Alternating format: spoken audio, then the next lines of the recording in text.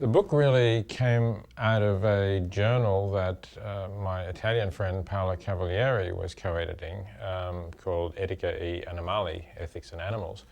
And she talked to me about the idea of doing a special issue of this journal on chimpanzees and on why shouldn't chimpanzees have a certain moral status that gives them basic rights like humans have.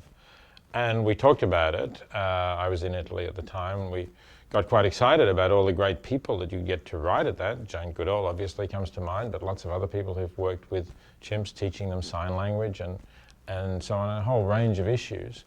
And eventually we came to the idea that this is really such a big idea that it's a pity to, more or less bury it in an Italian journal for people in the animal movement that most of the world would have no chance of reading. So that's when I suggested to her, well, why don't we make it a book? And she said, well, would anyone publish such a book? And I said, well, I think if we did it together, it would certainly help. I've got good connections with publishers. So that's how we started. And I say it was originally going to be just about chimpanzees. We corresponded with Richard Dawkins, inviting him to contribute quite early. And it was really his suggestion that said, look, these arguments basically don't just apply to chimpanzees. They apply to orangutans and certainly to gorillas, but also to orangutans. So eventually we came up with the idea of the Great Ape Project rather than the Chimpanzee Project. Paola Cavalieri and I sort of thought that if we're going to have this book, we should try and do something with it. It should have a declaration on behalf of the great apes in it, which people would sign, the contributors to the books would sign.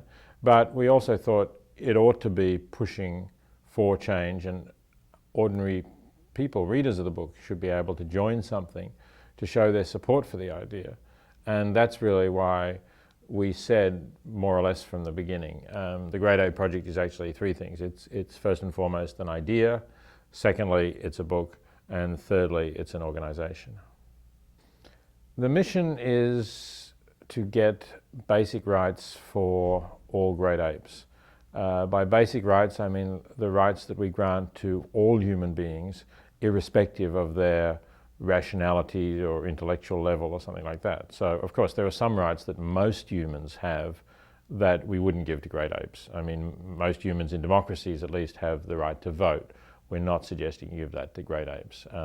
They have the right to freedom of worship and so on. Well, again, doesn't apply. But think about rights that even babies have, or even humans with profound intellectual disabilities have. They would still have a right not to be killed unless it's in their own interest, perhaps like a case of euthanasia. They would have a right to not be tortured, not to be subject to painful experiments for the benefit of others. And they would also have some kind of right to liberty, although that right would be constrained by the need to protect them from an environment that might be dangerous to them. So basically those are the sorts of rights that we're thinking of for great apes, that they should have rights to life, liberty and protection from torture, subject to reasonable constraints, so that you can't just set chimpanzees free in the community. They would be a menace to others perhaps, and people might be a menace to them, but you could have them in a large area that enables them to satisfy their needs, to live in a social group.